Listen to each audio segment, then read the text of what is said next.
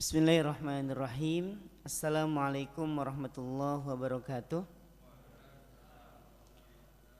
Alhamdulillahilladzi anzala sakinata fi qulubil mu'minin. Segala puji bagi Allah yang telah menurunkan ketenangan ke dalam hati orang-orang yang beriman. Walhamdulillahilladzi arsala rasulahu bil huda wa dinil haqq. Dan segala puji bagi Allah yang telah mengutus seorang rasul yang membawa hidayah dan membawa agama yang benar. Walhamdulillahilladzi ahyana ba'dama amatana wa ilaihin nusyur. Dan segala puji bagi Allah yang telah menghidupkan kita dari kematian sementara kita, dan kepadanya lah nanti kita akan dikembalikan. Jamaah salat subuh yang dirahmati dan dicintai oleh Allah Subhanahu wa taala. Alhamdulillah pada kesempatan pagi hari ini Allah kembali memilih kita menjadi bagian dari orang-orang yang dimudahkan untuk bisa melakukan kebaikan. Inilah yang disebut sebagai taufik, ketika seorang itu masih dimudahkan oleh Allah untuk bisa melakukan kebaikan. Nah, jemaah sekalian dirahmati Allah, kita hadir di tempat ini itu bukan lantaran kita sehat, bukan hanya lantaran kita masih memiliki waktu yang luang, tapi karena memang itu karena taufik dari Allah, yaitu kemudahan untuk bisa melakukan kebaikan. Karena tidak setiap orang yang memiliki keluangan waktu, memiliki fisik yang masih sehat, itu masih bisa berkesempatan untuk melakukan kebaikan, gak semuanya. Jadi kalau hari ini Allah masih memilih kita untuk menjadi bagian dari orang-orang yang terus melakukan kebaikan, bersyukur. Dan termasuk kebaikan hari ini yang Allah masih berikan kepada kita, satu, dibangunkan kita dari kematian sementara kita, yaitu tidur. Yang kedua, nikmat yang bahkan lebih besar daripada itu, bahkan menjadi nikmat yang lebih besar daripada dunia dan seisinya, ketika Allah masih menitipkan iman di dalam hati-hati kita. Inilah yang membuat spesialnya di hadapan Allah ini. Jadi yang membuat seseorang itu spesial di sisi Allah itu karena imannya. Bagaimana tidak, orang beriman itu jemaah sekalian, ketika dia melakukan satu kebaikan, Allah bukan hanya sebatas menambah pundi pahalanya, tapi Allah jadikan kebaikan itu sebagai wasilah penggugur dosa. Sebagaimana Nabi SAW misalnya, kita melihat ada orang yang sedang membasuh wajahnya, membasuh kedua tangannya, membasuh bagian kepalanya, kemudian membasuh kedua bagian kakinya. Ini orang lagi ngapain, Pak? Lagi wudu kan? Nah, dalam pandangan kita dia sedang berwudu. Mungkin dia selepas ini mau sholat atau membaca Al-Quran. Tapi dalam pandangan Nabi SAW, orang ketika berwudu itu bukan hanya sebatas membolehkan dia untuk menjadi orang yang suci kemudian bersolat, tapi dia menjadi orang-orang yang mendapatkan keutamaan, yaitu menggugurkan dosa. Nabi SAW bersabda, "Man tawaddu'a tsumma yatimmal wudu", barang siapa yang berwudu dan dia kemudian menyempurnakan wudunya. Jadi menyempurnakan wudu itu, bagian-bagian yang sunnah itu dia jalankan, termasuk mencuci bagian tangan terlebih dahulu, berkumur-kumur, beristinsyak dan istinsyar gitu ya, membasuh bagian telinga, itu kan sunnah semuanya. Nah, yang sunnah-sunnah dia jalanin, maka apa kata Nabi? Kharajat dzunubuha, maka berguguranlah dosa-dosanya, hatta min tahti azfariha, sampai-sampai dosa itu menetes dari ujung-ujung kuku. Jadi kita ngelihatnya dia sedang berwudu, tapi Allah menilainya sedang menggugurkan dosa. Sama langkah kaki kita ke tempat ini, Pak. Satu langkah menjadikan penggugur dosa, satu langkah menjadi wasilah peninggi derajat. Salat pun demikian. Dalam hadis riwayat Imam Muslim, Nabi SAW menyampaikan, orang tuh kalau berdiri untuk salat itu diletakkan di atasnya kesalahan dan dosa-dosa. Nah, ketika dia ruku, maka berguguranlah kesalahan dan dosa-dosa yang ada di pundaknya. Kalaupun nanti masih tersisa saat ruku itu masih tersisa di belakang, nanti dia akan berguguran bersama dengan sujudnya. Nah, jadi orang yang sedang melakukan sholat itu bukan hanya sebatas mendapatkan pahala wajib, tapi juga Allah jadikan itu sebagai wasilah penggugur dosa. Pokoknya orang beriman itu spesial, Pak. Makanya ada satu kitab yang sudah ada terjemahnya, saya rasa dalam bahasa Indonesia itu, mustahil bagi orang beriman itu masuk ke dalam neraka, itu memang mustahil, Pak ya. Jadi mustahil itu bukan berarti memang gak ada gitu. Jadi kalau saya artikan secara bebas itu, mustahil orang beriman itu gak masuk surga, itu mustahil ya. Jadi kalau ada orang beriman terus kemudian gak masuk surga, itu rasa-rasa mustahil. Kenapa? Dari sekian banyak kebaikan yang Allah hadirkan untuk orang beriman itu pahala dan dosa itu sebenarnya lebih mudah kita melakukan apa? Kebaikan, Pak, untuk mengumpulkan apa? Pahala. Misalnya nih, kalau orang mau berzina, naudzubillah. Kalau ada orang mau berzina, dia terang-terangan atau sembunyi-sembunyi? Sembunyi-sembunyi. Hatinya tenang atau gelisah? Gelisah, Pak. Gelisah. Tapi orang berangkat ke masjid, nih harus sembunyi-sembunyi atau boleh terang-terangan? Boleh terang-terangan. Ada enggak orang was-was pergi ke masjid? Enggak, kecuali perginya jam 3. Ya. Pakai penutup muka, ya. Bawa linggis. Nah ini lain memang tujuannya beda, Pak. Yang lain mau ke masjid mau sholat, dia tenang aja. Tapi kalau jam 3 malam gitu ya, atau siang-siang pas lagi kosong, yang diincar kotak infak, memang lah berdebar betul hatinya. Tapi bagi orang beriman itu, dia sebenarnya lebih mudah untuk melakukan kebaikan. Gak usah yang besar-besar, misalnya ada orang keluar dari masjid, gitu ya. Orang udah nggak ada nih, sendal dia nggak ada, ya kan? Ini kan biasa kejadian kayak gini, Pak ya. Kita udah pakai sendal baru ceritanya ke masjid. Kita sudah masuk masjid dan kita paling awal masuk masjid dan kita menjadi orang yang paling akhir sudah. Posisi sendal kita hafal di situ, ternyata nggak ada, berganti dengan sendal yang lain. Walaupun dalam hati kita mungkin orang ini ketukar, gak apa-apalah dia dapat yang baik gitu, saya dapat yang buruk kan gitu ya. Saya mau tanya jamaah sekalian, sekalipun kita yakin sendal kita tertukar dengan sendal yang ada di situ, saat kita pakai tenang nggak? Enggak, Pak. Paham ya? Padahal kita yakin itu tempat posisi sendal kita dan pasti orang itu ketukar, walaupun memang mereknya sama, tapi kan punya kita lebih baru, Pak ya, dibanding yang tersisa gitu. Tapi saat menggunakannya itu hati kita gelisah. Kenapa? Karena itulah keburukannya mas sekalian. Jadi keburukan itu tidak ada yang membahagiakan. Bahkan Nabi SAW menyampaikan, idza sarratka hasanatuka, kalau kebaikanmu membuat hatimu itu merasa bahagia, wasa'atka sayyi'atuka, dan hatimu merasa gelisah setelah melakukan keburukan, fa anta mu'min, ketahuilah engkau adalah seorang mukmin yang sesungguhnya. Artinya orang beriman itu, Pak, kalau dia melakukan kebaikan hatinya tenang, hatinya bahagia. Tapi kalau ada orang beriman terpeleset kemudian melakukan keburukan, hatinya akan gelisah. Itu hadiah dari Allah, Pak. Kita melakukan kebaikan dikasih hadiah. Apa hadiahnya? Bahagia betul hati kita, Pak. Apapun kebaikannya. Kita punya uang 5.000 nih. Ada orang jualan kerupuk, berapa nih? 3.000 bang. Dikasih 5.000, nggak usah diangsul buat adik aja. Ya Allah Pak, dia bilang ya Allah makasih bang ya, makasih Pak ya. Itu kita bahagia nggak Pak? Bahagia. Padahal cuma dibilang terima kasih aja tuh. Kenapa? Itu hadiah dari Allah. Kalau orang beriman selesai melakukan kebaikan, Allah hadirkan kebahagiaan di dalam hatinya. Dan sebaliknya, kalau ada orang nekat nih, orang beriman nekat melakukan keburukan, Allah kasih hadiah juga. Apa hadiahnya? Berupa kegelisahan. Tujuannya biar apa? Biar mau kembali Pak, mau memperbaiki diri. Kebayang gak kalau kita ini habis melakukan keburukan terus gak ada perasaan menyesal sama sekali, gak ada perasaan gelisah, ya lama-lama matilah hati kita.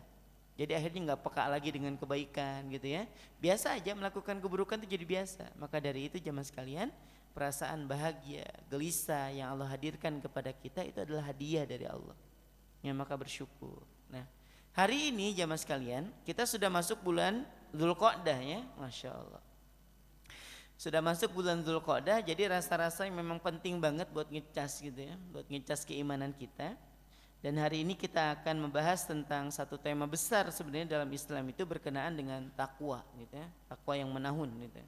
Takwa sepanjang tahun. Kenapa? Yang pertama alasannya, karena tujuan dari Ramadan itu yang sudah kita lewati itu tujuannya takwa Pak. Ini ayat ini sampai kita hafal sampai mati Pak ya, hafal mati lah. Gimana nggak hafal mati, dari mulai berosot lahir sudah dengar ayat ini nih. Dari Ramadan pertama kita dulu sampai hari ini, pokoknya setiap kali masuk bulan Ramadan ayat ini ayat yang paling laris gitu dibaca. Ya, yang ujung-ujungnya apa? La'allakum tattaqun. Karena memang tujuan dari puasa itu aja Pak, menjadi orang-orang yang bertakwa. Kenapa kita perlu membahas ini? Jangan-jangan kita sering mendengar istilah-istilah atau terminologi dalam agama kita itu dan kita belum paham. Misalnya, mudah-mudahan Allah memberikan kita taufik dan hidayah. Kalau hidayah nggak usah dibahas Pak, kita paham hidayah itu petunjuk. Nah taufik itu apa? Tadi sudah saya sampaikan di awal, taufik itu apa? Kemudahan untuk bisa melakukan kebaikan. Terus MC biasanya akan menyampaikan mudah-mudahan kita semuanya dalam keadaan sehat wal afiat. Kalau sehat paham kita, afiat itu apa Pak? Ayo, yang bisa jawab hadiahnya diantar umroh. Diantar ya, diantar kan bisa sampai bandara ya. Ada? Jadi afiat itu ada yang mengartikan sehat luar dalam, Mbak. Jadi kalau sehat itu luar, kalau afiat dalam. Ada orang misalnya nggak enak dilihat nih. Kenapa po nggak enak dilihat mukanya? Sakit kan? Enggak, sehat aja. Kenapa mukanya angker betul? Dompetnya nggak afiat gitu ya. Jadi fisiknya sehat, cuman dompetnya nggak sehat. Nah, itu namanya sehat tapi nggak afiat. Bisa dipahami, Pak ya? Nah, atau afiat itu bisa diartikan kebaikan yang terus menerus. Ya, kebaikan yang terus menerus. Maka nanti kita temukan ada hadis Nabi berkenaan dengan ahlul afiyah, orang yang mendapatkan kebaikan terus menerus dari mulai lahir sampai dia wafat itu bahagia terus, Pak. Itu namanya ahlul afiyah. Itu nanti kita akan bertemu dengan hadis itu insyaallah. Nah, jamaah sekalian yang dirahmati Allah Subhanahu wa taala, sama dengan takwa, Pak. Takwa juga sering kita dengar nih. Apalagi pas lagi ikut khutbah Jumat, Pak ya. Kita dengerin khutbah Jumat pasti ada anjuran takwa karena memang menjadi rukun. Ya, kalau misalnya pas lagi khutbah Jumat gak ada nasihat takwa, ya paling tidak membacakan ayat tentang takwa, gak sah. Ya, makanya ada wasiat takwa. Nah, takwa dalam arti yang sederhana, menjalankan apa yang Allah perintahkan dan meninggalkan apa yang Allah larang gitu, Pak ya. Ini yang sederhananya gitu. Takwa itu jamaah sekalian, itu gelaran sebenarnya. Sama seperti ada orang masuk ke perguruan tinggi dan ngambil ekonomi. 4 tahun atau 4 tahun setengah dia belajar, maka keluar punya gelar SE, kan gitu ya. Diambil nanti lanjut selanjutnya jadi S2, maka nanti gelar yang akan dia dapat yang ada depannya M. Ya, tergantung kalau ekonomi jadi ME, kalau misalnya diambil manajemen jadi MM gitu ya. Itu gelaran dunia, Pak. Ternyata takwa juga adalah gelaran, walaupun tidak disandingkan dengan nama kita. Misalnya di sini ada Bapak Purnama, koma takwa. Wih, ngeri ini. Ini gelar apa, Pak? Gelar Ramadan, Ustaz, kemarin dapat saya. Wih, ngerinya. Jadi gelar takwa ini memang tidak disandingkan dengan nama kita, Pak, sebagaimana gelar akademik. Tapi di akhirat itu, sebagaimana Nabi pernah mengisyaratkan akan hal ini, di akhirat itu orang itu nih, Pak, ini bakal bahasa kekiniannya nih, orang tuh dipanggil nanti ke dalam surga sesuai dengan gelarannya di belakang. Sesuai dengan gelarannya. Nabi bilang apa? Ada orang yang hobi banget dengan puasa, maka akan dipanggil dari babur royah. Dipanggil. Sini Mas, masuk sini aja. Masuk dia ke babur royan. Ada orang yang ahli sedekah dipanggil juga dari pintu sedekah. Ada orang yang lapang betul dadanya, Pak, nggak punya dendam, suka memaafkan, tidak pernah merasa tersinggung dengan ucapan orang. Kalaupun ternyata orang menyinggung perasaannya, dia memaafkan sekalipun orang tadi tidak pernah meminta maaf. Dipanggil juga dari pintu itu. Nah, ada orang yang menarik itu kata Nabi, orang yang diperebutkan oleh surga. Ya, orang yang diperebutkan oleh surga. Jadi ketika sudah sampai dia yaumul mizan, pahala kebaikannya banyak, lewat sirat dia lulus gitu ya. Dipanggil dari babur royan, po sini masuk sini. Kata sebelahnya, sebentar dulu, dia itu kafilul yatim loh. Dia itu menanggung kebutuhan anak-anak yatim. Nabi pernah menyampaikan bahwa ana wa kafilul yatim kahataini fil jannah. Aku itu kata Nabi, dengan orang yang menanggung kebutuhan anak-anak yatim, suka menyantuni anak-anak yatim, nanti di surga seperti 2 jari ini. Saking dekatnya. Maka lewat sini nih Nabi di sebelah. Ya Allah, Pak. Yang sebelahnya juga gak terima. Sebentar. Dia ini ahli sedekah.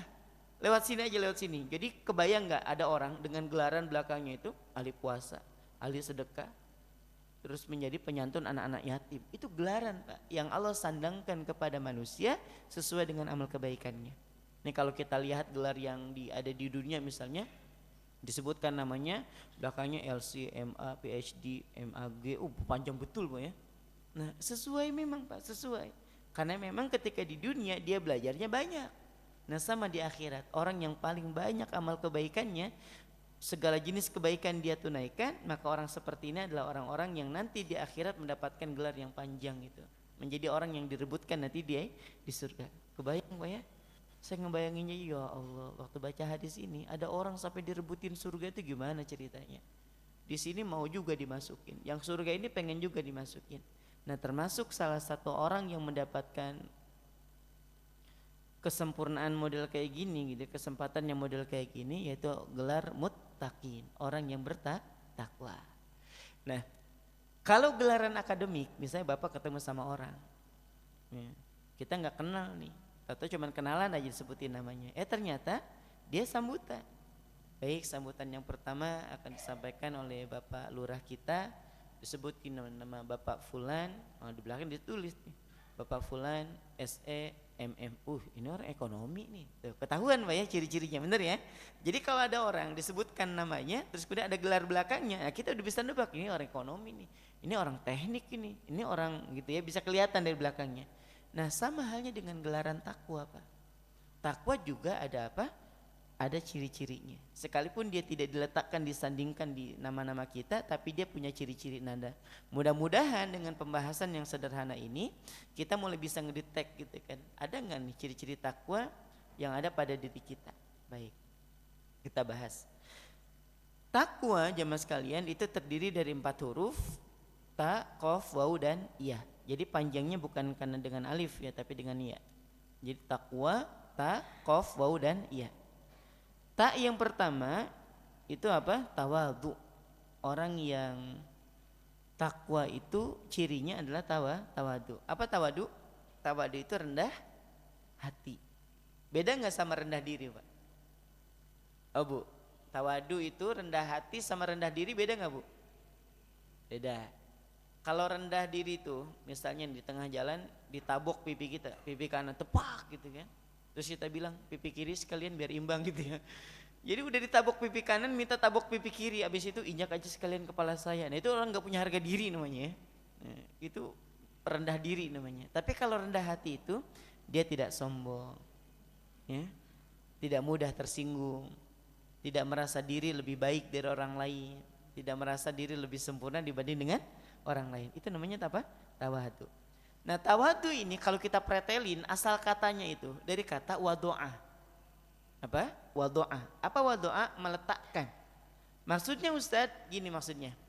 Orang ngelihat kita tuh baik Pak. Terus orang bilang kayak gini, Masya Allah ya kamu itu rajin sedekah. Nah berarti kita sudah punya gelar atau disandangkan oleh orang itu gelar apa? Kedermawanan. Suka sedekah. Nah terus kita nimbang-nimbang nih, ya Allah kayaknya saya kurang pantas dapat gelar kayak gini nih. Kita letakkan lagi. Nah, terus bisa orang bilang gini, Masya Allah ya kamu tuh rajin betul pengajian, kamu tuh rajin betul gitu sholat berjamaah di masjid. Nah jadi orang ngelihat kita tuh sebagai ahli masjid, sebagai ahli taklim. Nah terus kita nimbang-nimbang, ya Allah saya tuh gak segitunya juga gitu loh, saya tuh gak serajin itu, gak sesoleh itu. Maka kita letakkan lagi. Nah makanya orang-orang yang suka melakukan seperti ini dia gak pernah sombong Pak dengan gelaran-gelaran itu. Jadi kalau ada orang menyandangkan dia sebagai orang yang ahli sedekah, orang yang baik, orang yang lembut, orang yang sabar, dia nggak merasa sombong. Kenapa? Setelah dia menimbang-nimbang rasa-rasanya kurang pantas, maka diletakkan. Beda sama yang pujungan, ya. Tahu pujungan? Tahu ya? Dibilang gini, Masya Allah ya, ibu ini rajin banget pengajian. Ya iyalah, udah haji, ini cocok sih ini. Ada bapak-bapak dipuji, Masya Allah ya bapak sedekahnya. Ya iyalah, masa Pak Haji cuma nyumbang 100.000. Wih, pujungan namanya. Dipuji sama orang makin jadi Pak. Pokoknya dibilang soleh, iyalah. Iya. Nah ini biasanya ujung-ujungnya sombong. Nah orang yang tawadhu itu jauh dari yang kayak gitu. Dia mau dipanggil dengan gelarannya dia nyaut, nggak dipanggil dengan gelarannya juga nyaut aja biasa. Ini misalnya ada orang di sini ada namanya misalnya Pak Suparmin. Ada nggak Pak Suparmin sini? Nggak ada Pak, ini contoh aja contoh. Ada ya? Kita ganti kalau gitu. Suparman ya. Nah kalau Suparmin ada Suparman lah. Pak Suparman. Ditanya sama anaknya, ayah kok nggak pergi kondangan? Enggak males. Kenapa? Coba lihat undangannya. Dilihat, ini bagus soalnya undangannya eksklusif buat ayah. Coba baca dulu namanya. Bapak Suparman. Betul aja nama bapak. Kurang satu. Apanya? Kurang H. Ya Allah Pak. Nggak ada haknya, harusnya Bapak titik H titik Suparman. Tahu haknya? Haji. Haknya kalau udah 2 berarti HH ya. Kalau udah 2 kali haji, kalau 3 kali haji HHH ya. Harus gitu Pak. Bapak H titik Suparman. Jadi hajinya udah 3 kali. Ya Allah. Nah orang yang kayak gini berarti ya biasa ada masalah gitu ya, ada masalah. Nah orang yang tawadhu itu biasa aja Pak, dipanggil dengan gelaran ya dia nyaut, nggak dipanggil pakai gelaran juga biasa aja, ya. Karena dia ketika ada orang bilang Pak Haji, sudah nah nggak usah bilang Pak Haji, nggak enak. biasa aja gitu, panggil aja nama seperti biasa gitu Pak. Tapi ya bukan berarti dipanggil Haji nggak boleh, boleh aja nggak masalah ya. Tapi kalau misalnya dia bisa merendahkan hatinya gitu, bisa merendahkan hatinya, dia tidak akan pernah tersinggung kalau orang lain, siapa tahu orang itu nggak tahu kalau dia pernah berhaji, atau siapa tahu orang itu merasa sungkan untuk manggil Bapak Haji. Jadi biasa aja, nah itu namanya tawadu. Nah di dalam Ramadan Allah ngajarin kita menjadi orang yang tawadu Bapak Ibu sekalian. Ya, Allah ngajarin kita menjadi orang yang tawadu. Pak, Bu, semua amal kita itu berpotensi menjadikan kita menjadi orang yang sombong. Bukan berarti karena amal tadi kita jadi sombong, bukan. Apapun amalnya, saya kasih contoh, sedekah. Kita udah ikhlas banget nih waktu pembangunan masjid ini, ada dana kita masuk di sini 10 juta. Itu udah ikhlas banget, bahkan kita ngasihnya aja cuman kita dan panitia pembangunan masjid yang tahu, bahkan kita pakai namanya hamba Allah, bayangin coba. Tapi namanya orang aja ada aja bocornya kan, ternyata bocor nih. Disampaikan sama orang-orang, Pak tahu nggak kemarin yang atas nama hamba Allah itu Bapak Fulan itu, iya Kak, akhirnya dipuji itu. Bapak benar yang kemarin ngasih 10 juta dengan nama hamba Allah. Ya iya sih, cuman gak enak kan kalau disebut nama. Nah udah mulai nih. Ternyata pas kumpulan besar diumumin. Yang kemarin tuh Bapak Ibu sekalian, mudah-mudahan ini menjadi contoh buat kita semuanya. Ada hamba Allah di sini yang nyumbang ke masjid ini 10 juta. Ya saya nggak nyebutin namanya jadi nggak enak, tapi saya sebutin namanya juga takutnya gimana gitu. Tapi saya udah gatel banget pengen nyebutin, disebutin Pak, ini lagi perkumpulan besar disebutin. Itu Bapak Fulan loh yang kemarin nyumbang ke masjid kita 10 juta, yang dia maunya disebut hamba Allah.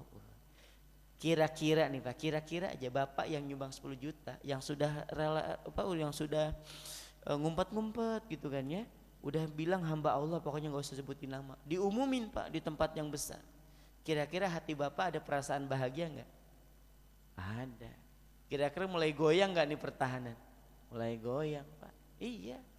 Nah, umroh juga sama, haji juga demikian ya. Semua amalan kita itu selain puasa itu masih berpotensi menjadikan kita sebagai orang yang sombong. Masih Pak, kita rajin ke masjid pas pulang. Ada tetangga kita yang rumahnya deket banget sama masjid, tapi gak ke masjid. Kita bilang apa? Padahal loh rumah saya lebih jauh dari rumah dia. Mulai itu merasa si paling masjid gitu kan. Pokoknya yang paling dekat sama masjid, kok masa bisa-bisanya lo gak ke masjid. Saya lo rumahnya agak jauh bloknya, tapi masih ke masjid tuh. Masih berpotensi Pak, sholat berjamaah aja masih berpotensi menjadikan kita menjadi orang yang sombong. Tapi beda sama puasa. Puasa itu jamaah sekalian, itu 1 bulan, bener ya? Mau 29, 30 itu lain urusan. Yang jelas kita puasa itu 1 bulan. Ada nggak di sini Bapak Ibu sekalian yang bangga dengan puasa Ramadannya? Ada nggak di sini? Nggak ada Pak. Apa yang mau kita banggain dari puasa Ramadan? Biasa aja. Nggak ada yang pas lagi Ramadan tuh sengaja menunjukkan kalau misalnya Bapak Ibu sekalian lagi puasa. Misalnya ibu-ibu mau belanja belanja sayur gitu kan sambil ngesot, ya kan, ngesot. Ditanya sama lele sayur, kenapa Bu ngesot? Lagi puasa. Ya Allah. Pas lagi milih bawangnya seperempat, lombok 1/2 kilo. Ya Allah. Ibu kenapa suaranya kayak gitu? Lagi puasa. Itu bukan lagi puasa, lagi sakaratul maut namanya. Iya. Jadi biar dilihat sama orang lagi puasa ada enggak ada Pak. Iya kan? Atau sengaja nih wajahnya dipucet-pucetin gitu. Kalau ditanya kenapa Mas pucet? Lagi puasa. Pujungan ya. Jamaah sekalian dirahmati Allah, kita puasa 1 bulan, enggak ada tuh terdorong buat menampakkan kita ini lagi puasa, ya kan? Bener gak Pak ya? Misal ditanya, Bapak puasa? Ya Allah, kamu gak ngeliat muka saya pucat, bibir saya kering, tenggorokan kering, bibir pecah-pecah, sariawan, susah buang air besar. Bapak puasa lain, panas dalam itu Pak ya. Sampai segitunya puasa ya.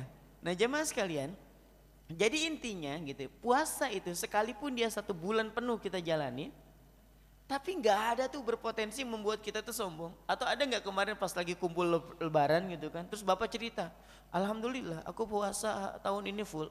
Nggak ada. Paham ya? Nah artinya apa? Artinya Allah pengen ngedidik kita menjadi orang yang tawadu.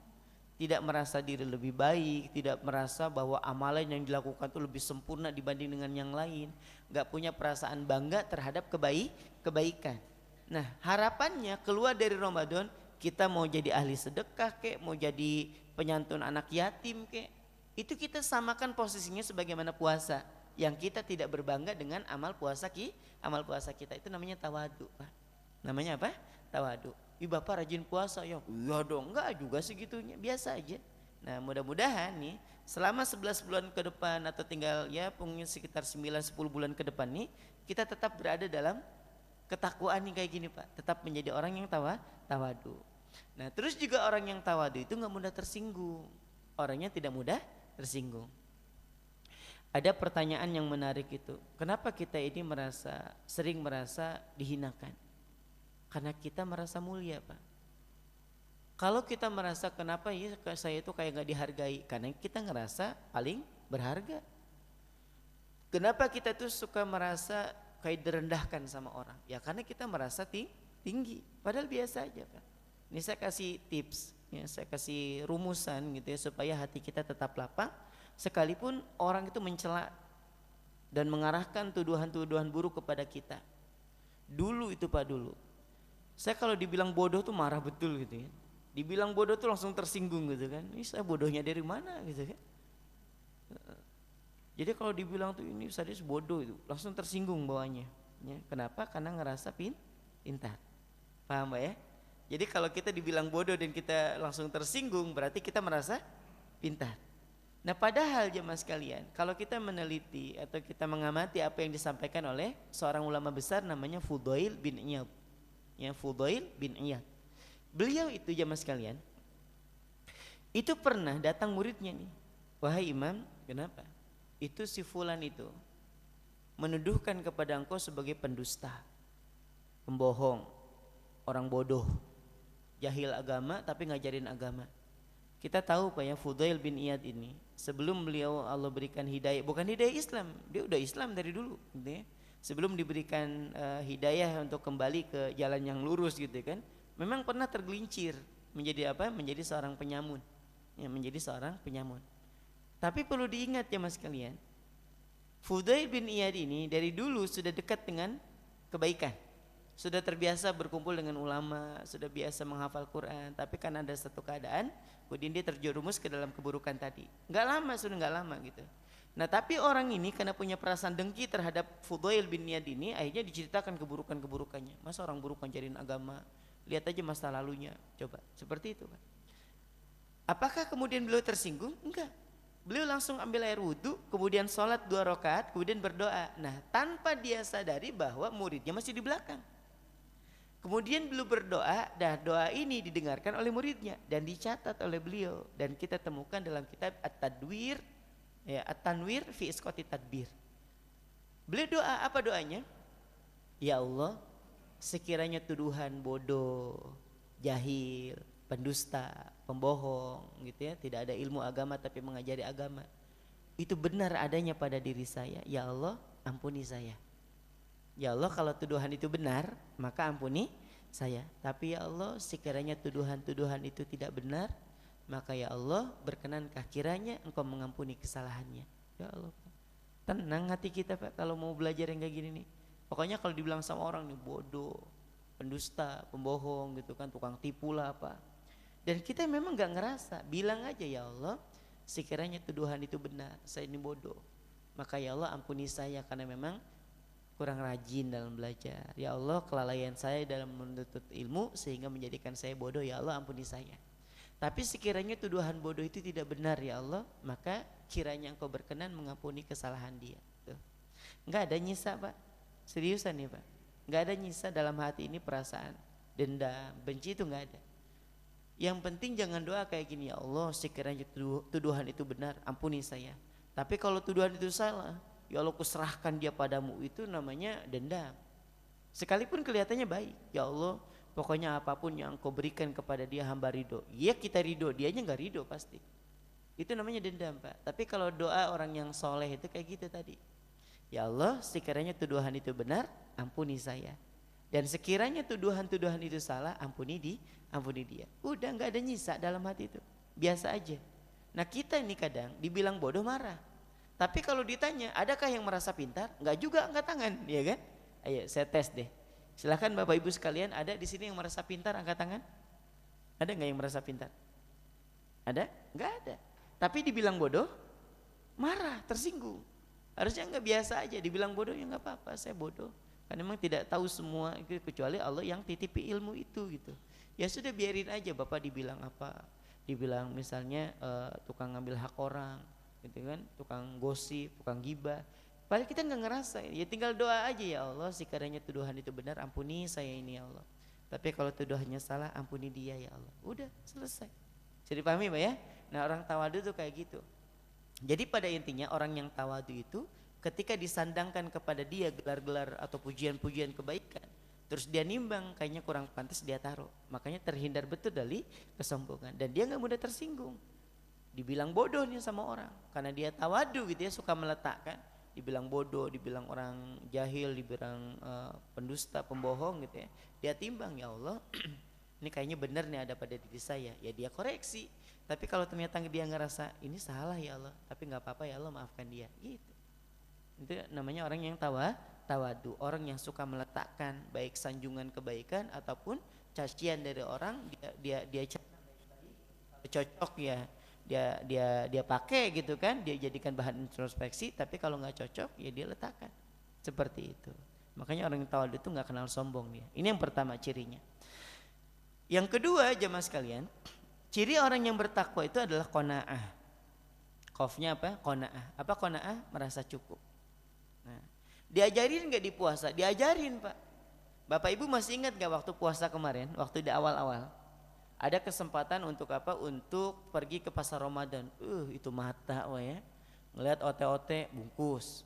Tahu isi bungkus. Martabak bungkus. Pisang hijau bungkus. Lele Salome. Bayangin, sama lele-lelenya dibungkus juga gitu ya. Ini kalau pas lagi puasa, Masya Allah itu mata ngelihat apapun tuh nafsu, semua diambil semua. Bahkan udah 5 sampai 10, bayangin coba. 10 model takjil di rumah itu. Nah, azan berkumandang. Allahu Akbar, Allahu Akbar. Minum beberapa teguk air, glek glek glek glek. Pertanyaan saya, setelah minum beberapa teguk air, masih nafsu nggak dengan yang 9 ini atau 10 ini? Masih nafsu nggak? Enggak, biasa aja. Nah habis itu sudahlah, habis itu kita bilang ya sudah, kita ambilnya tahu isi 1, makan tahu isi 1 aja. Masih nafsu nggak dengan yang sisanya ini? Enggak, reda tuh semua. Nah Allah pengen ngajarin kita untuk menjadi orang-orang yang qanaah, merasa cukup atas pemberian Allah. Jadi bahasa kitanya nih, kamu itu dengan yang sedikit aja udah cukup sebenarnya. Untuk memenuhi kebutuhanmu itu sebenarnya sudah cukup. Tapi karena nafsu, maka tidak akan pernah ada cukupnya. Ini ada satu kaidah yang penting untuk dicatat. Boleh dicatat nih Pak. Nikmat itu, nikmat dunia akan dirasakan 100% kenikmatannya kalau di awal dan tidak berlebihan. Semua nikmat dunia itu akan dirasakan 100% nikmatnya itu kalau di awal dan tidak berlebihan. Ini kan rata-rata usia masih 20-25 Pak ya, yang hadir ini Masya Allah muda-muda ya di sini tuh. Di Miftahul Khair aja Pak, yang jamaahnya muda-muda model kayak gini, 25-30 ya rata-rata nih. Ibu-ibunya juga sama Bu ya. Bu, masih 20-30 Bu ya.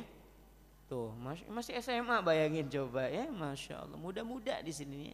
Nih jamaah sekalian, kita di usia 20-25 kayak model kayak gini, berarti masih aman makan kambing Pak ya. Kambing guling masih aman ya, masih ya? Masih. Bapak Ibu, paling enggak mentok-mentok kita nemuin kambing guling di mana Pak? Acara apa?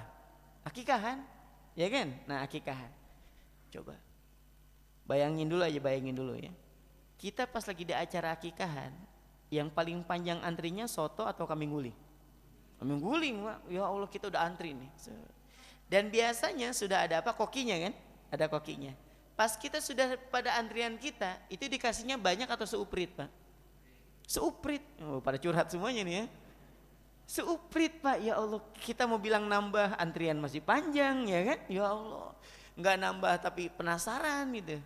Tapi kalau kita boleh jujur, itu dengan yang seuprit tadi kita bisa menikmati Pak, ya kan, nikmat betul itu yang seuprit itu. Sekalipun saya yakin jamaah sekalian, jangankan seporsi, ini wajah-wajah model-model kayak bapak ibu-ibu di sini, 1 kambing juga bisa beli ya, bisa. Cuman pertanyaannya, Satu piring yang seuprit tadi di acara akikah yang sudah dibagi sama kokinya, dengan saat kita dikasih kambing satu porsi gede gitu Pak ya, satu kambing nih buat kita, enakan mana Pak? Enakan yang seuprit. Kita dipaksa nih Bu, buat ibu nih Bu, satu kambing, bayangin satu kambing guling habiskan. Enak atau enak? Enak tuh, makanya dinikmati aja Pak. Dan itu cukup aja. Bapak misalnya udah makan nih, Bapak Ibu udah makan kambing guling, udah habis, nambah, rasanya beda nggak? Beda. Itulah nikmat dunia Pak. Nikmat dunia itu akan dirasa 100% kenikmatannya kalau di awal dan tidak berlebihan. Nah Allah ngajarin kita qanaah di situ. Makanya Nabi itu sering mencontohkan sahur itu dengan beberapa teguk air dan juga dengan beberapa biji kurma. Saya juga udah Ustaz, beberapa biji kurma berapa? 33. Wih ngerinya. Bilangan ganjil bukan 33, bilangan ganjil itu 3, 5, mentok di 7 lah. Ini saya juga udah Ustaz, puasa kemarin dengan kurma ganjil berapa? 15. Allahu Rabbi. Ini sampai jangankan sampai maghrib, sampai isya juga tahan ini puasa. Nah jamaah sekalian, dengan yang sedikit aja cukup. Cuman karena rakus nafsu tadi, maka tidak akan pernah cukup. Bapak Ibu sekalian, yang sekarang nih, yang kena kasus-kasus itu, kasus korupsi itu, mereka miskin atau kaya sebenarnya? Kaya. Ketika dia audit hartanya em-eman, coba bayangin coba. Kaya. Kalau dia untuk mencukupi kebutuhan dia dan keluarganya beserta anak keturunannya, itu cukup nggak sebenarnya? Cukup, tapi nafsu itulah yang membuat dia merasa tidak pernah ada cukupnya. Makanya saya dapat nasihat itu, orang yang nggak punya qanaah dalam hatinya itu biasanya banyak hutangnya Pak. Banyak apa? Banyak hutangnya. Kenapa? Kalau untuk memenuhi kebutuhan itu udah dijamin sama Allah pasti cukup. Tapi kalau untuk memenuhi hawa nafsunya itu sampai kapanpun nggak bakal pernah ada cukupnya. Contohnya kan di perumahan nih, ada sebagian kita mungkin ngambil KPR Pak ya, ada sebagian kita mengambil KPR. Itu sebenarnya kalau dia mau sabar, 3 tahun lagi rumahnya lunas Pak. 3 tahun lagi, kalau dia mau sabar aja 3 tahun lagi lunas. Tapi masalahnya nggak pernah ada kenyang, nggak pernah ada puasnya itu nafsu. Akhirnya tetangganya misalnya ganti cat, ikut juga ganti cat. Tetangganya renovasi, ikut juga renovasi, tambah lagi hutangnya di bank. Ya kan? Tambah lagi tetangganya bikin pagar, ikut juga bikin pagar, tambah lagi hutangnya. Tetangganya bikin garasi mobil, bikin juga garasi mobil, padahal belum ada juga mobilnya. Ya? Pokoknya ngelihat tetangganya satu dapat yang baru, ikut nih terus. Akhirnya hutangnya Pak nambah, terus aja kayak gitu Pak. Ya, makanya orang yang nggak pernah qanaah itu hutangnya banyak. Nah, saya sampaikan ini tahadus bin nimah ya, menceritakan kebaikan. Alhamdulillah saya nggak ada hutang, ya, nggak ada hutang. Bukan berarti kebutuhannya udah tercukupi semua gitu, maksudnya harusnya kan gini, nggak juga. Kebutuhan itu insya Allah cukup aja, untuk kebutuhan itu cukup. Ya, untuk kebutuhan itu cukup. Misalnya nggak pengen yang lebih, ya pengen aja kalau ngikutin nafsu itu pengen gitu kan, punya rumah yang bertingkat gitu, pengen punya rumah sendiri, pengen punya kendaraan yang lebih wah gitu, pengen kalau ngikutin apa? Nafsu. Tapi kalau kita merasa cukup atas pemberian Allah, itu nyaman Pak. Maka dari itu jamaah sekalian, ini yang sudah pernah belajar bahasa Arab, saya tanya, rumah itu bahasa Arabnya apa? Baitun. Kalau tempat tinggal? Jawab Pak, lain Jumatan ya. Kalau Jumatan Bapak nggak usah jawab. Apakah kita bertakwa? Bertakwa ya nggak usah dijawab, itu biar nanti khotib yang jawab sendiri itu biasanya. Ini jawab Pak, ini kajian subuh ya. Rumah kan tadi udah disampaikan tadi, rumah itu bahasa Arabnya baitun. Kalau tempat tinggal? Maskanatun. Maskanatun. Itu sepadan dengan sakinah, sakana yaskunu, maskanatun, itu satu kata aja Pak, ketenangan. Ya. Makanya orang tuh boleh dia bisa membuat rumah, tapi belum tentu bisa menjadikan itu sebagai tempat tinggal. Makanya nggak betah, nggak kabur aja kerjanya dari rumah tuh ya. Itu jangan-jangan dia baru punya bentuk fisik rumah. Makanya kalau kita ke Arab Saudi untuk menunaikan umroh atau berhaji, maka kita menyebutnya apa itu? Baitullah. Benar Pak ya? Nah, mau kemana? Mau ke Baitullah. Nah pertanyaan saya apa? Iya Allah tinggal di situ, rumah Allah itu Allah tinggal di situ, bukan? Bentuk fisiknya aja. Ini bentuk apa? Bentuk fisiknya itu rumah. Paham ya? Jadi kalau baitun itu bentuk fisik. Sedangkan nilai dari rumah tadi adalah maskanatun, yaitu ketenangan, ketentraman, nyaman aja di dalam itu. Dan orang itu bisa memiliki tempat tinggal sekalipun dia nggak punya rumah. Banyak nggak? Banyak yang ngontrak gitu ya. Saya ada ketemu dengan seorang ustadz, anaknya 5, semuanya hafal Quran. Ustadz pernah nggak sih minta rumah ke Allah? Sering, minta aja. Terus nggak maksa gitu? Enggak. Terus ustadz ngerasa di rumah, ini kan rumah dinas Pak ya, rumah dinas tuh ya bukan rumah masjid, bukan. Jadi ada orang karena ngelihat ustadz ini baik, banyak kebaikannya, suka ngajar ngaji anak-anak gitu, dikasih tempat, ustadz tempatin aja, nggak usah pakai sewa segala gitu. Tapi kata ustadz, saya nggak mau kalau saya nggak nyewa, saya harus nyewa. Ustadz nggak apa-apa, ustadz maunya berapa ya, standar aja harga berapa gitu, dikasih harga sekian, akhirnya deal. Ustadz ngerasa gimana di rumah ini? Nah dia cerita, nah saya baru dapat konsep tentang baitun itu rumah, tempat tinggal tuh maskanah tuh di sini. Beliau bilang kayak gini, ini di tempat yang sekalipun bukan rumah saya sendiri, tapi saya ngerasa tenang di dalamnya. Anak-anak bisa hafal Quran semuanya, gak pernah ada suara yang tinggi satu sama lainnya. Nah saya ngebayangin, ya Allah, ada orang yang punya rumah tempat tinggal sendiri, ya surat haknya hak milik sendiri, tapi rumah itu penuh dengan apa? Penuh dengan nada tinggi, cacian gitu kan, lempar panci, lempar magicom, ya Allah gitu ya. Itu rumah Pak, bayangin coba. Ya Allah segitunya. Nah makanya yang dibutuhkan oleh kita itu bukan baitun fisik bentuk rumahnya, tapi nilainya, yaitu maskanah, tempat yang penuh dengan apa? Ketenangan. Bisa dipahami di sini ya. Nah saat kita hari ini Allah kasih rumah nih, maka doa sama Allah bukan ya Allah jadikan rumah ini, bukan. Ya Allah jadikan tempat tinggal ini sebagai tempat tinggal yang nyaman untuk kami, tempat tinggal yang Engkau berikan ketenangan, Engkau berikan kenyamanan, Engkau berikan keberkahan, gitu Pak. Nggak masalah Bapak tinggalnya di kontrakan, Ibu tinggalnya di kontrakan, di rumah dinas dan sebagainya. Yang jelas kita minta sama Allah bukan hanya sebatas baitun bentuk fisiknya, tapi apa? Nilainya, tempat tinggal. Nah, bisa dipahami Pak ya. Nah jadi ini nggak bakal bisa kita dapatin kalau hati kita nggak qanaah, nggak merasa cukup.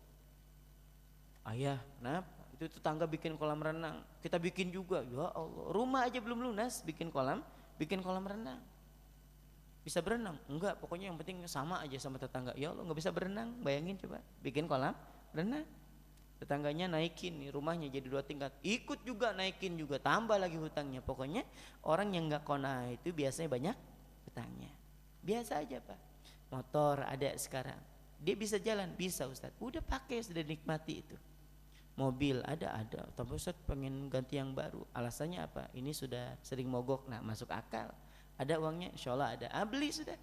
Ustadz saya pengen ganti motor dengan motor yang baru, kenapa? Ini Ustadz udah pulang lincah gitu Ustadz, ya udah tua gitu kan, kadang juga suka mogok tengah jalan, gantilah, ada uang yang ada, beli sudah. Tapi kalau misalnya hari ini kendaraan kita masih nyaman untuk kita gunakan, cukup untuk keluarga, nggak pernah rewel, ya sudah dinikmati aja Pak.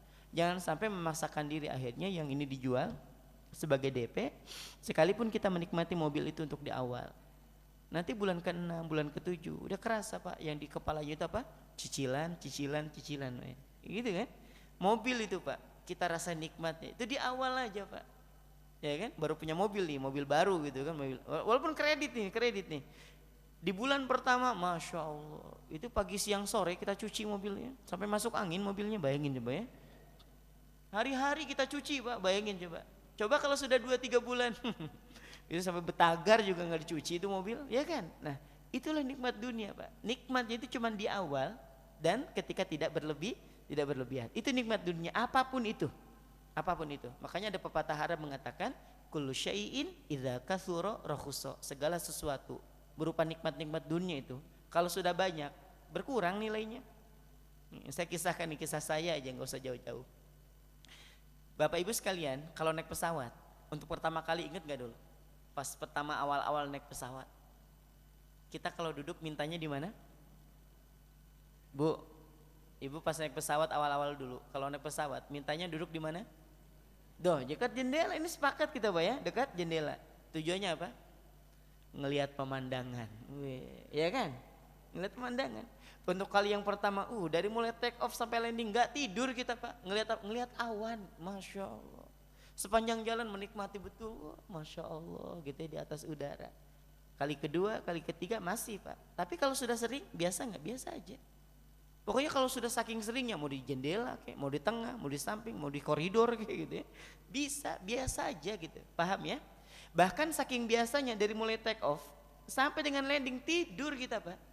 Tidur saking biasanya. Kenapa? Udah berkurang aja nilainya itu. Paham ya? Nah, pernah dulu itu 2008-an ya, 2008 2010 lah ya, kurang lebih 2008 2010. Saya tuh nggak kenal hotel tuh. Saya taunya hotel tuh ya Allah, pokoknya megah.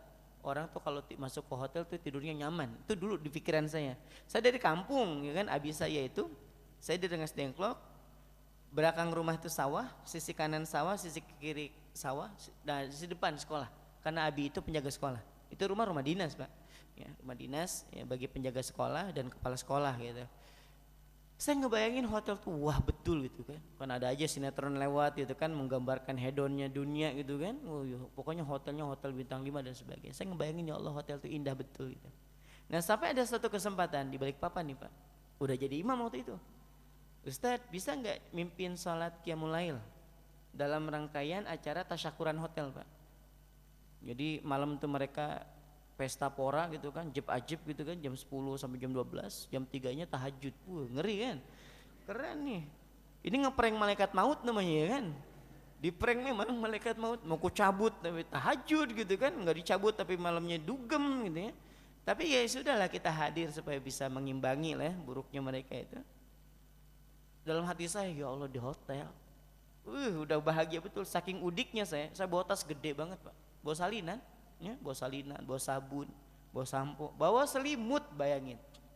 Kan itu baru kali pertama saya masuk hotel, dah masuk. Kalau kata orang tuh masuk hotel tuh tidur nyaman.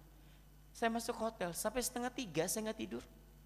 Ngapain? Ya naik turun lift gitu kan, gaya-gayaan ya kan. Nah, masuk lagi kamar gitu kan.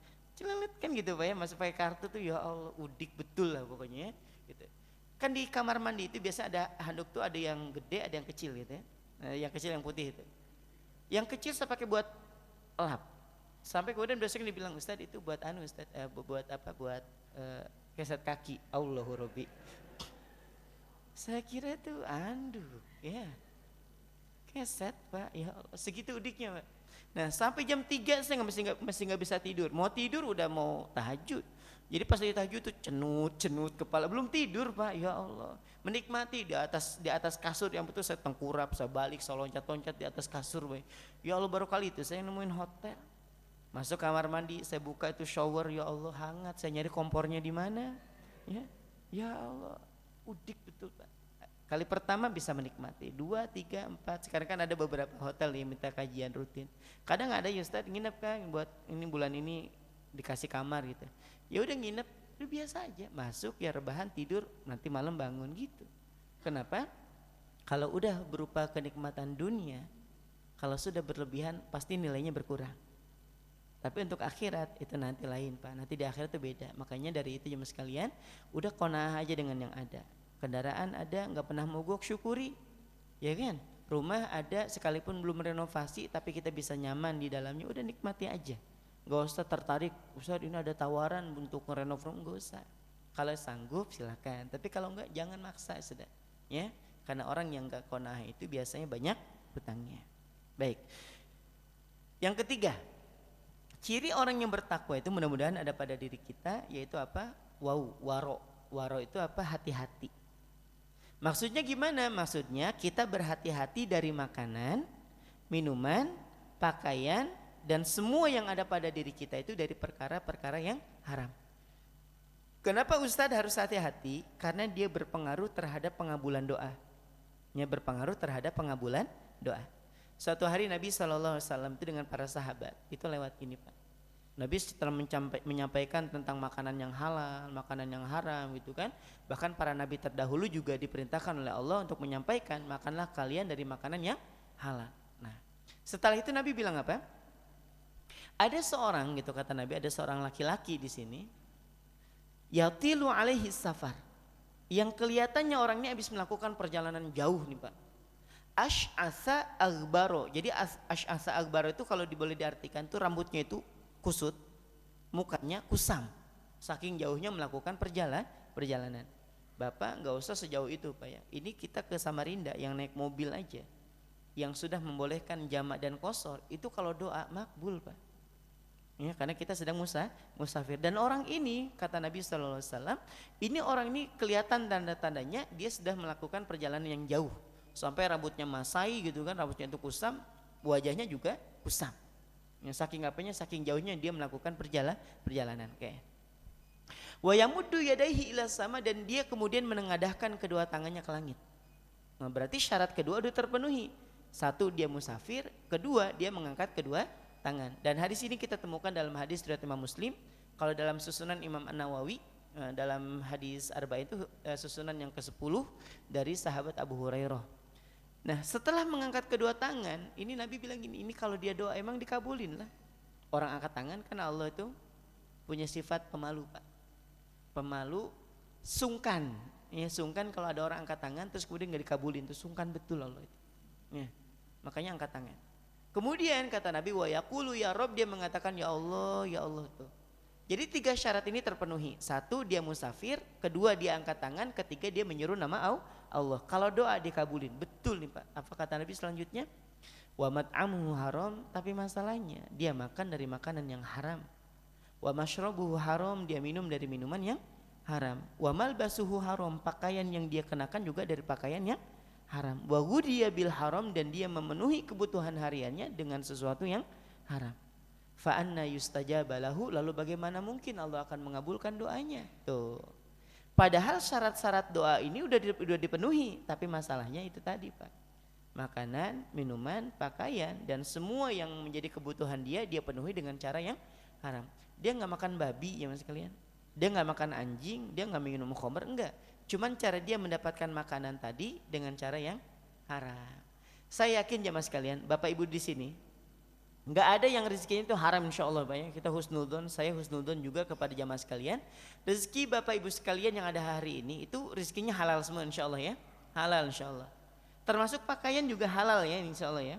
Tapi jamaah sekalian, sekalipun pakaian kita halal, tapi boleh jadi hilang berkahnya. Kok bisa Ustaz? Bisa. Ini terutama ibu-ibu ya. Ibu-ibu nih punya baju. Ya, bisa hilang nggak keberkahannya? Bisa. Kalau apa? Kalau nawarnya terlalu sadis. Ya Bu ya, Bu. Kalau nawarnya terlalu sadis bisa membuat baju yang kita pakai itu menjadi hilang berkahnya. Misalnya, Ibu suka banget sama baju ini. Berapa nih Po? 3,5, 100 ya? Allahu Robbi. 3,5 ke 100 itu memanglah jauh. Ustadz jadi gak boleh nawar? Boleh Bu, boleh. Nawar itu boleh. Makanya perempuan itu disebut sebagai makhluk terkuat di atas muka bumi Pak. Ya, ras terkuat di atas muka bumi itu siapa? Perempuan. Kenapa Ustadz? Di perempuan itu dia menjadi penguasa pasar. Ya, penguasa apa?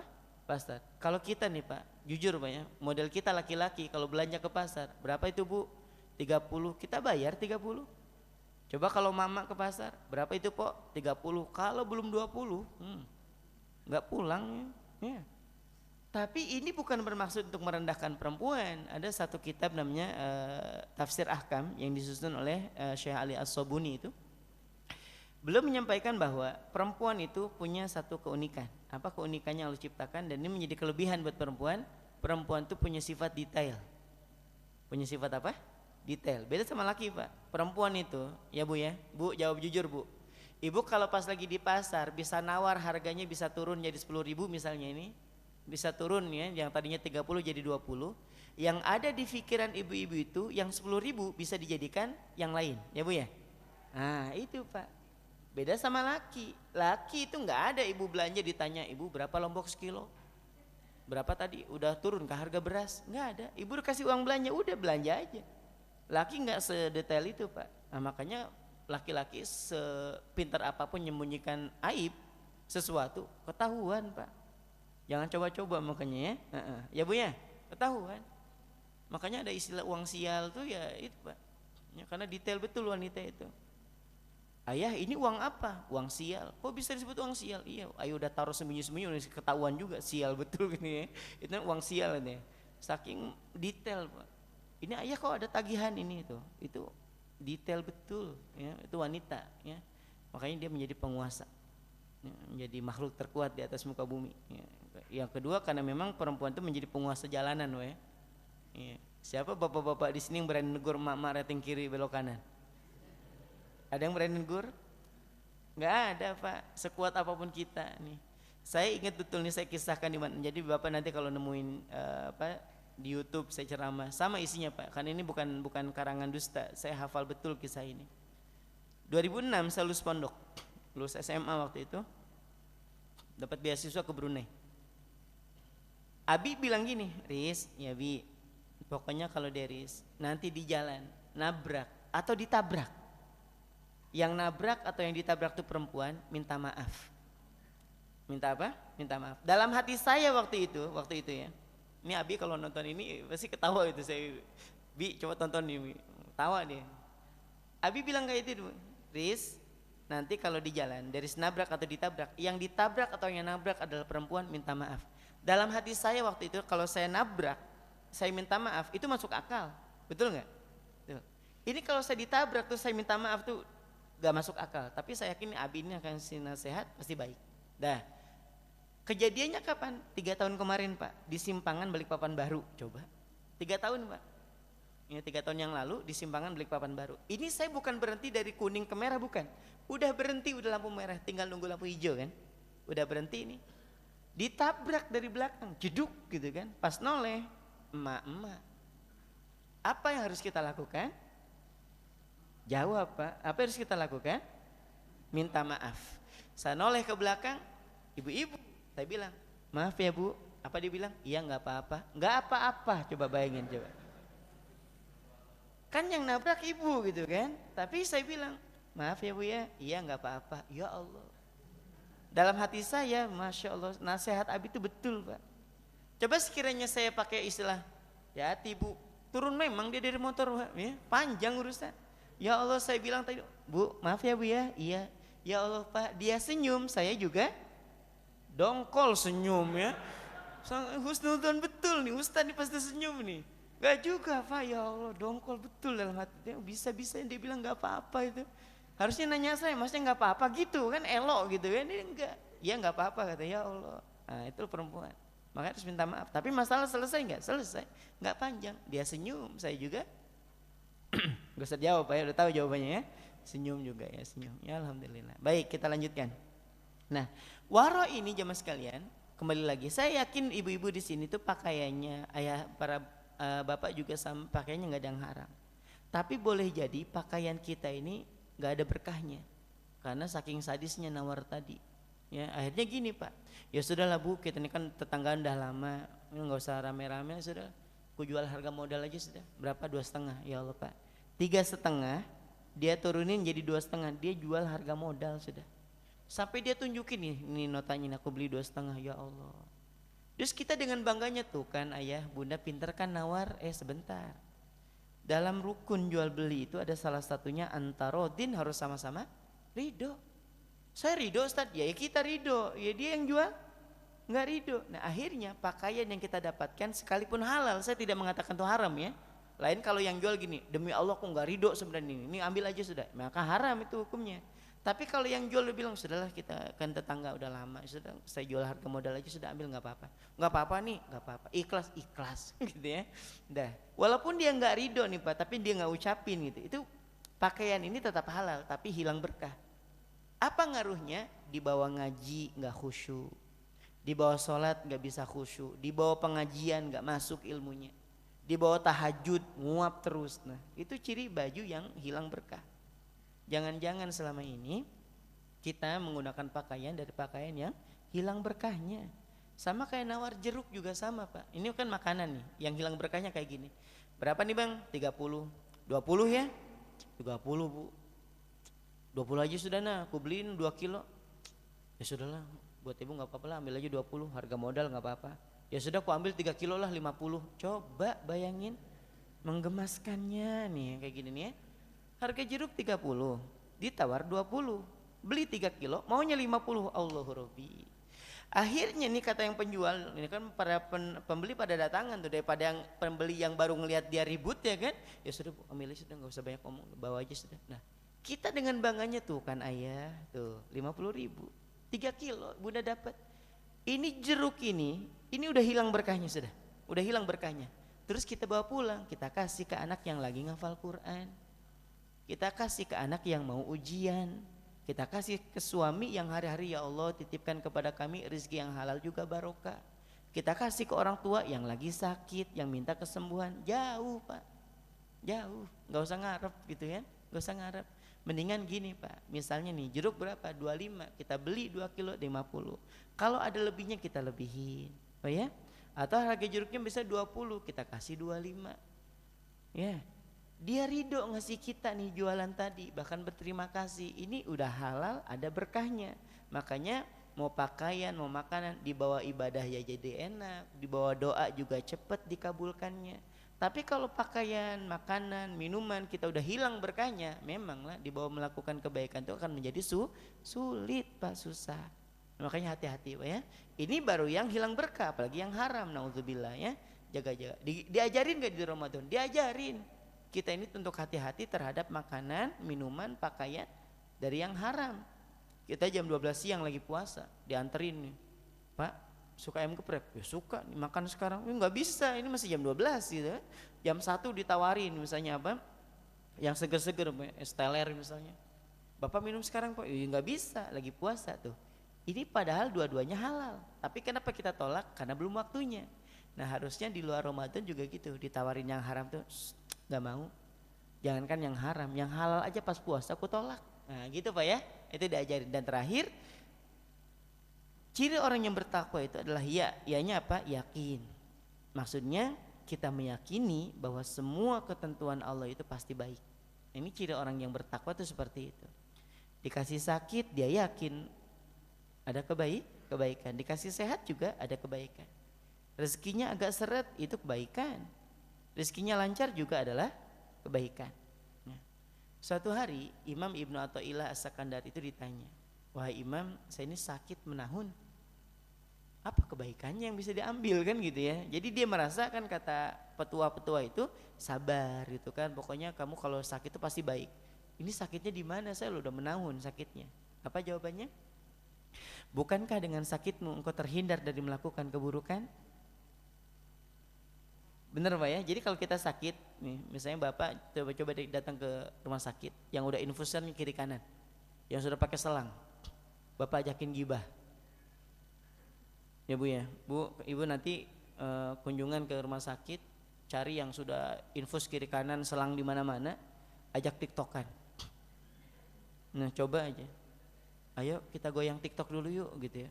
Apa nggak ngamuk dia tuh ya, ngamuk langsung gitu ya. Karena orang sakit itu lebih ingatnya kemana? Ke dosa Pak. Ya Allah, kalau saya sembuh saya mau sholat, kalau saya sembuh saya mau tahajud ya Allah. Pas sakit ya, pas sembuh ujungan lagi Pak ya, ujungan lagi. Nah jadi dengan sakit itu, bukankah engkau berhenti dari melakukan keburukan? Iya. Bukankah dengan sakit itu Allah angkat derajat? Iya. Bukankah dengan sakit tadi Allah akan gugurkan dosa-dosa? Iya. Bukankah dengan sakit juga menghantarkan kau menjadi orang yang lebih dekat sama Allah? Iya. Ternyata kebaikannya banyak gitu kan. Nah itulah orang beriman. Orang beriman itu dikasih apapun dia meyakini bahwa itu adalah yang terbaik. Maka jangan pernah mengatakan kata Nabi ini, jangan pernah mengatakan kalau sudah terjadi sesuatu kita bilang gini, seandainya, sekian, itu gak boleh.